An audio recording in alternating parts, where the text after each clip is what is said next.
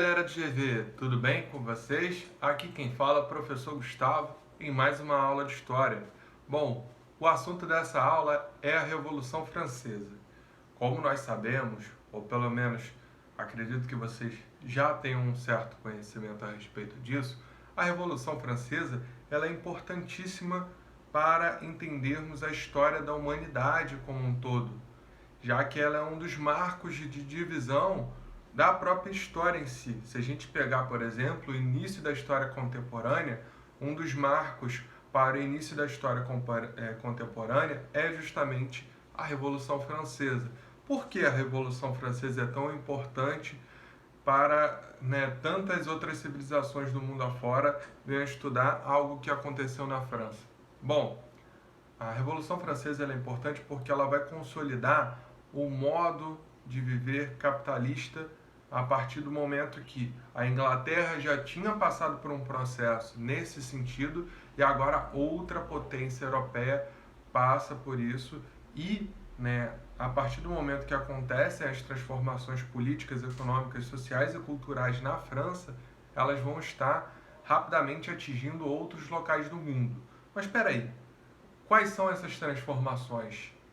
E o que já tinha acontecido antes da Revolução Francesa? Bom, esse é o ponto inicial da nossa aula. Se a gente pegar para analisar, a palavra revolução, na história, ela tem essa conotação de uma transformação grandiosa numa sociedade. Transformação grandiosa em quê? Transformação nos aspectos de como a sociedade se comporta, como a sociedade produz, como a política funciona nessa sociedade. Bom, no caso, a sociedade francesa, naquele momento ali do século XVIII, durante ali a virada, já a partir da virada, da primeira metade para a segunda metade, nós vamos ter uma série de eventos que vão ser determinantes e muito importantes ali para as transformações que a França vai passar durante a reta final do século XVIII. Vamos lá. Bom, se a gente parar para analisar, o contexto da Europa não era um contexto pacífico naquela época. Até porque as monarquias, as dinastias que viviam na Europa, elas tentavam cada vez mais ter influência, certo? E elas estavam a todo momento disputando poder. Nós temos a Guerra Austríaca, nós temos a ascensão da Prússia dentro daquele contexto, e esses vizinhos eles estão sempre incomodando a própria França. Não é à toa que a França vai ter problemas com a Áustria e vai haver a Guerra Austríaca. Nós temos também a questão ali da Guerra dos 7 Anos, onde a França e a Inglaterra vão estar tendo ali um conflito em dois continentes diferentes. Vão haver batalhas tanto na Europa quanto batalhas na América. Muitas pessoas, inclusive, alegam que esse conflito seria o primeiro conflito nesses moldes, acontecendo em locais mais amplos, em locais diferentes, certo? A Guerra dos 7 Anos. A Guerra dos 7 Anos, ela termina com uma vitória da Inglaterra.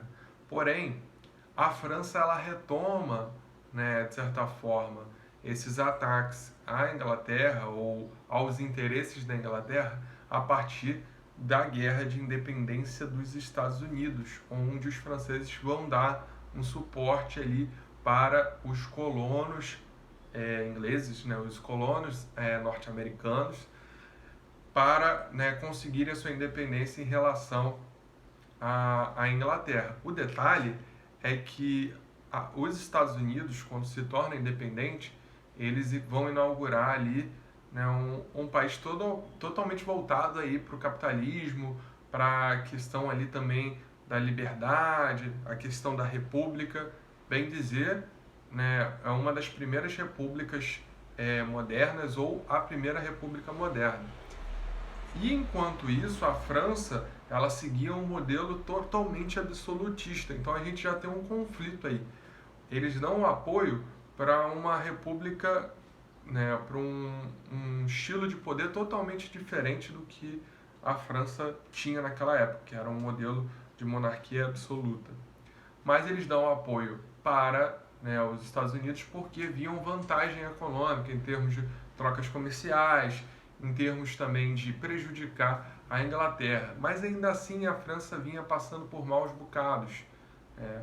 Os camponeses vinham sofrendo cada vez mais com os impostos, as relações feudais vinham cada vez mais sendo abusivas em relação aos camponeses e, né, devido a problemas climáticos cada vez mais, juntando o contexto político, juntando o contexto das guerras e juntando também o contexto da própria luxúria da família real francesa, os camponeses, os trabalhadores urbanos na França vinham sofrendo muito com fome, com miséria, e eles já estavam começando a apresentar ali, por volta da década de 70 do século XVIII, uma indignação com esse contexto, certo? Então, o que acontece na França em termos de contexto pré-Revolução Francesa?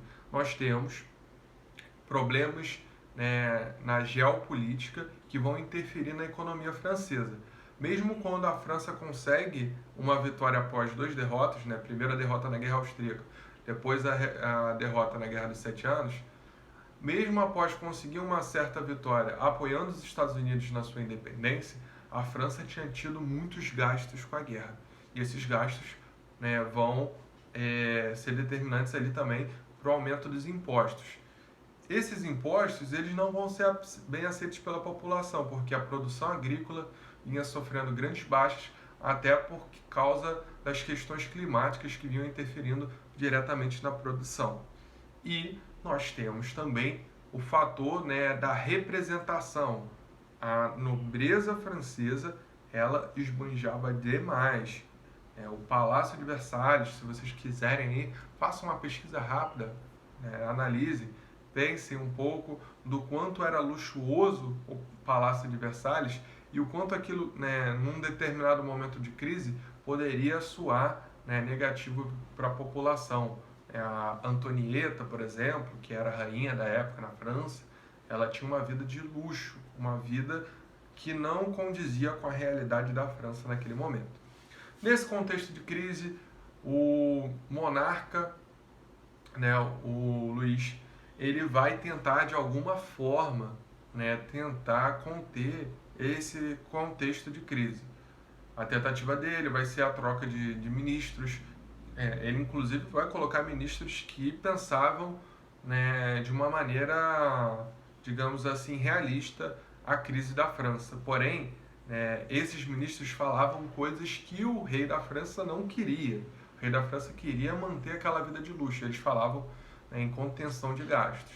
Obviamente, com esse contexto de troca de ministros, com esse contexto de crise, o rei ele ia começar a sofrer duras críticas. Bom, as críticas elas vinham por parte da burguesia e por parte dos camponeses e trabalhadores urbanos que vinham cada vez mais sofrendo. Até porque, num contexto de divisão de sociedade totalmente estamental, essas pessoas elas não tinham voz, elas não tinham possibilidade de mudar as coisas. Essa sociedade estamental ela funcionava de que maneira? Bom, nós tínhamos o clero, a nobreza e, né, o terceiro estado ali, o pessoal ali que eram os burgueses, eram também os sans-culottes, os trabalhadores urbanos e os camponeses, certo? Essa era a divisão da sociedade. Clero, Igreja Católica, nobreza e, né, o terceiro estado composto por burgueses e sans-culottes e agricultores, no caso camponeses, desculpa. Bom, no caso da nobreza, nós tínhamos diferentes nobrezas. Tinha a nobreza, né, administrativa, que estava relacionada diretamente ali, né, à administração da coroa francesa, e nós temos a nobreza de toga, a nobreza que... Aliás, nós temos também a nobreza feudal, que era o pessoal do campo, que tinham grandes terras e exploravam o trabalho camponês. E por último, nós tínhamos uma nova variação, que era a nobreza de toga. Essa nobreza de toga era justamente os burgueses que, através ali do seu poder econômico, conseguiam um acordo de casamento e se tornavam nobres por tabela, a partir do momento que eles se tornavam casados com uma esposa que tivesse ali uma origem nobre, certo? Então eles eram meio nobres assim, falsificados, né, digamos assim. Bom, a partir das reclamações, né, a respeito de como as coisas estavam sendo feitas na França e como o cenário se apresentava, eles, né, o rei, juntamente ali com os setores ali estratégicos da França, vão tentar estabelecer uma Assembleia Geral. Essa Assembleia, ou melhor dizendo, essa Assembleia de Estados Gerais, desculpa, essa Assembleia de Estados Gerais, ela funcionava de que maneira? Cada um desses setores da sociedade que eu expliquei, do antigo regime, ia ter ali direito a um voto que representasse o todo. Mas se a gente pensar em percentuais, a Igreja Católica e a nobreza são uma pequena fração da sociedade francesa, se a gente colocar por pessoa. E, né, a grande maioria da população é justamente os camponeses, os trabalhadores urbanos e também os burgueses, certo?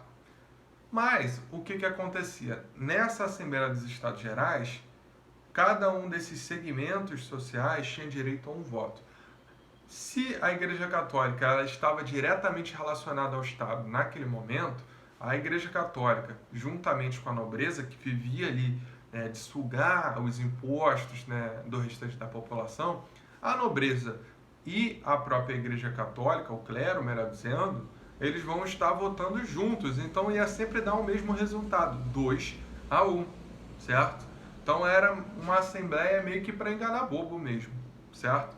Essa Assembleia dos Estados Gerais, ela não vai durar muito tempo, certo? E, né, rapidamente vai haver ali uma movimentação do terceiro estado para criar uma Assembleia Geral que iria ignorar totalmente aqueles outros dois estados que não estavam se comportando, aquele sistema não estava comportando, não estava funcionando da maneira mais democrática. Então eles vão estabelecer uma assembleia. Essa assembleia ela vai ser perseguida pelo rei, que vai mandar, né, militares ali para controlar a situação.